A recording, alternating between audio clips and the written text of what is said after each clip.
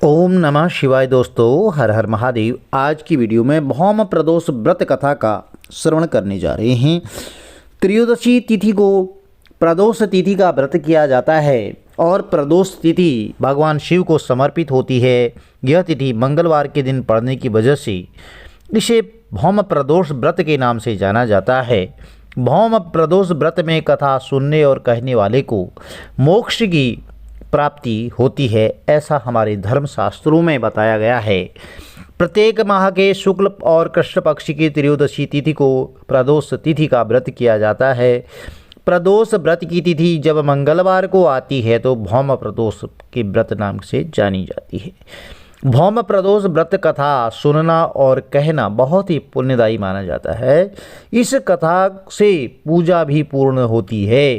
ऐसी मान्यता है कि भौम प्रदोष व्रत की कथा सुनने से और कहने से भगवान शिव का आशीर्वाद प्राप्त होता है और जीवन के सारे कष्ट दूर होते हैं।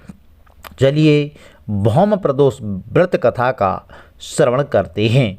बोलिए गणपति गजानंद महाराज की जय, शंकर भगवान की जय, बालाजी महाराज की जय, पार्वती मैया की जय।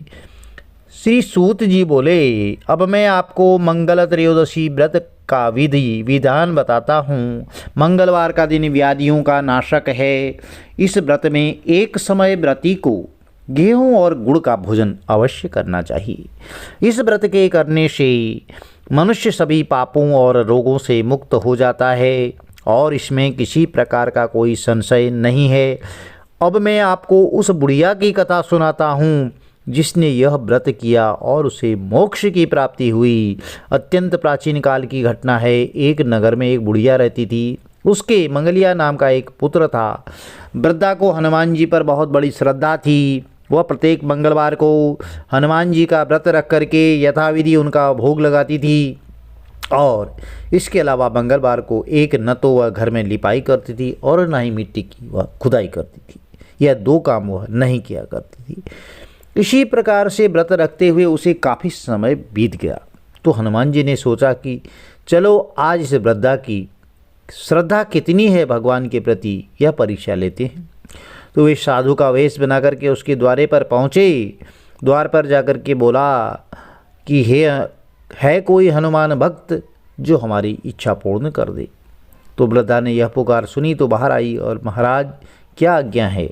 साधु वेशधारी हनुमान जी बोले कि मैं बहुत भूखा हूँ, भोजन करूँगा, तुम थोड़ी सी जमीन की लिपाई कर दो। तो वृद्धा बड़ी दुविधा में पड़ गई। अंत में हाथ जोड़कर प्रार्थना की कि हे महाराज, लीपने और मिट्टी खुदाई के अतिरिक्त जो काम कहें आप वह मैं करने को तैयार हूँ। अब देखिए, साधु ने 3 बार परीक्षा की प्रतिज्ञा करवा ली और उसके बाद कहा तुम अपने बेटे को बुलाओ, मैं उस पर उसे पेट के बल लिटा करके उसकी पीठ पर आग जला करके भोजन बनाऊंगा। जैसे ही वृद्धा ने सुना तो उसके पैरों की तली की जमीन खिसक गई, मगर वह वचन बोल चुकी थी, वचन दे चुकी थी, वह वचन हार चुकी थी। उसने मंगलिया को पुकार कर साधु महाराज के हवाले कर दिया, मगर साधु ऐसे ही मानने वाले नहीं थे। उन्होंने वृद्धा के हाथों से ही मंगलिया को औंधा लिटा करके पेट के बल लिटा दिया और उसकी पीठ पर आग जलवाई। अब आग जला करके दुखी मन से वृद्धा अपने घर के अंदर जा पहुंची। साधु जब भोजन बन करके बुलाने की आवाज़ लगाई साधु ने कि आ जाओ, तो वह बुढ़िया आ रही और साधु भगवाराज ने वृद्धा को बोला तुम अपने पुत्र को आवाज़ लगाओ। तो उन्होंने पुत्र को आवाज़ लगाया। पहले तो मना किया कि अब मैं किस मुंह से उसको आवाज़ लगाऊं। तो साधु महाराज ने बोला आप एक बार आवाज़ तो लगाओ। तो दुखे मन से उस वृद्धा ने मंगलिया करके आवाज़ पुकारी, आजा भोज लगा ले। तो वृद्धा की आंखों में आंसू भरने लगे। उसका नाम लेकर के मेरे हृदय को और मत दुखाओ, ऐसा बोला साधु से। लेकिन साधु महाराज कहाँ मानने वाले थे। उन्होंने कहा वृद्धा को भोजन के लिए मंगलिया को बुलाना ही पड़ेगा। तो पुकारने की देर थी कि मंगलिया बाहर से हंसता हुआ घर में दौड़ा आया। तो मंगलिया को जीता जाता देख करके वृद्धा को बहुत ही सुखद आश्चर्य हुआ। वह साधु महाराज के चरणों में गिर पड़ी। साधु महाराज ने उसे अपनी असली रूप में दर्शन दिए तो हनुमान जी को अपने आंगन में देख करके वृद्धा को लगा कि उसका जीवन सफल हो गया और अंत में उसे मोक्ष की प्राप्ति हुई।